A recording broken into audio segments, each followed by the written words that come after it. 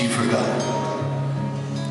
These are famous words from a famous man, and I want to make sure you understand it really good. So I'll say it one more time.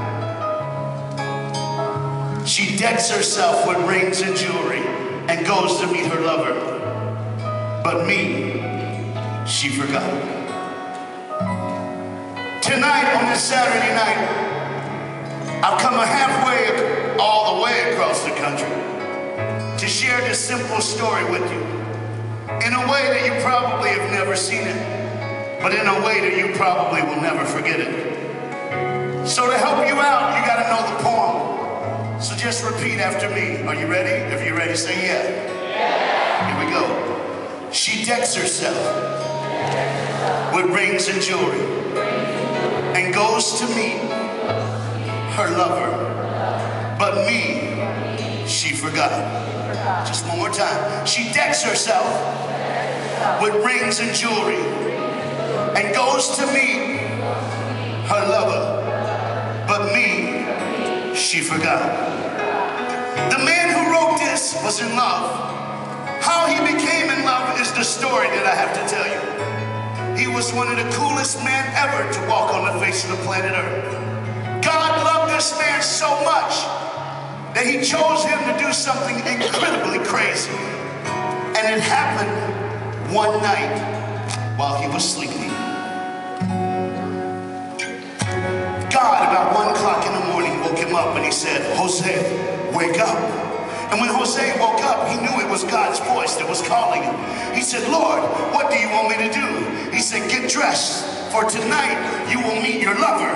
He's like, "Oh!" So he got dressed because Jose was waiting for his lover. Now me, I would begin to think, what kind of lover are you going to meet at 1 a.m. in the morning? But he didn't question God. He got dressed and walked outside. And he was like, "Lord, which way do I go?" And God said, "Turn left." So he turned left. He walked down the street and turned right. When he got to the corner, he looked across the street under a street light, and there she was. God said, "She's the one. Go and meet her." Now, I'm a brother who got a lot of questions. First of all, why is there a girl with a skimpy red dress in the middle of the night at 1 a.m. in the morning underneath the street lamp? But Jose didn't ask any of those questions. He walked over as cool as he could, and he laid one of Reggie's lines, but he got a little scared. So he simply said, "Hello, my name is Jose, and I see you looking my way." And she kind of went, and he said, "What's your name?" And she said, "My name's Gomer." No, she didn't. She didn't like that. That's just wrong, all right? More like she said, "My name's Gomer." And when she said that, look, listen to me. You knew it was over. Because when she said, "My name's Gomer," he went, "Oh!" That's the most beautiful name I've ever heard in my life. Honestly, if you're in this room and you're a girl and your name is Gomer, I'm sorry. There's nothing in her name, baby. It's gonna be all right. That's all I can think of, all right? So all of a sudden he said, "You're the one for me." And she said something a little strange. She said, "How much money you got?" Immediately I ran home. But Jose, he knew that God spoke to him. She fell in love with this man, and he fell in love with her. They got married, and God gave them their firstborn son. And God said to Hosea, "I want to name your son." And Hosea said, "Yes, Lord. What shall his name be?" And God said, "You shall call him Punisher." The Punisher? How do you like that name in kindergarten? Susie, Billy, Jose, Jonah, Punisher. Here. Just give him your milk money, you know what I'm saying? But Hosea, he loved God, and he knew God must have a plan. There must be a way. There must be something going on. So he named him that. He was called the Punisher. He grew up named the Punisher. And then all of a sudden, Gomer, she gets pregnant again. And this time she has a little girl. And guess who shows up? God. And God goes, I will name your daughter. And Hosea goes, that's okay. I'm like, okay. How bad could it be? She goes, you shall call your little girl No Love. No love. Thank you. Glad you helped us out there, God. Much love to you too. So I got a son named Punisher and a daughter named No Love. This is great, but they wasn't done. She had another little boy, and when he was born, guess who showed up? God. And God said, I have his name. And Hosea said, oh great, I was just waiting for you to show up. You shall name him Not My People. So you got the Punisher, No Love, and Not My People.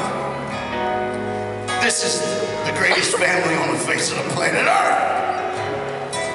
As the kids grew up, they loved everything. But you know why? Because Hosea was a great father. He was a great man and God. Until one day.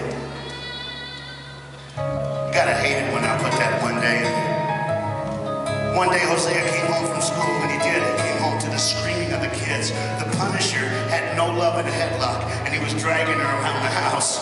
And then, Not My People, he had a lot of people in his little diaper back there, all right?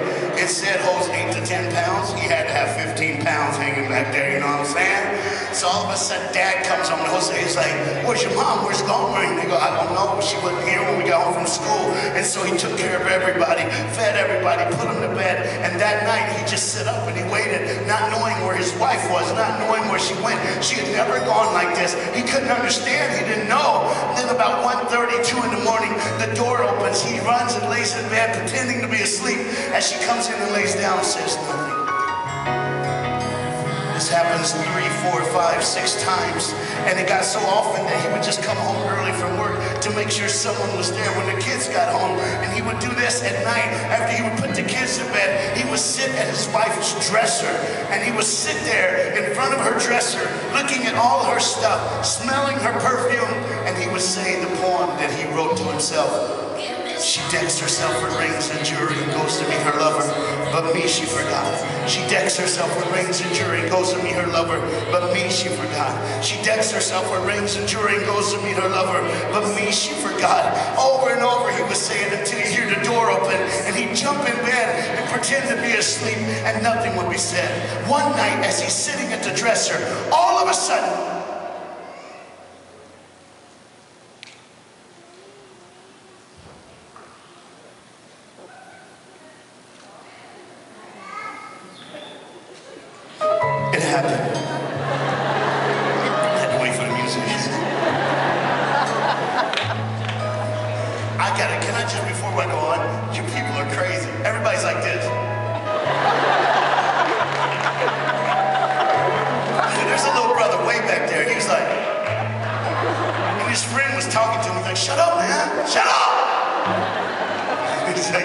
everybody look at your neighbor and say, oh man, I can't wait to hear the rest.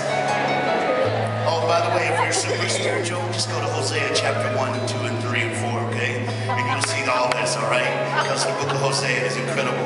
It talks about how God loves us so much no matter where we've gone, no matter what we've done. Kind of like a man who would marry a prostitute who kept going back on him. But let me finish the story. Are you ready? One night, she came home early. I mean, she came home too early. He was sitting at the dresser, quoting his little thing. She decks herself for rings and jewelry and goes to be a lover. All of a sudden, the door slams open and she yells, Jose!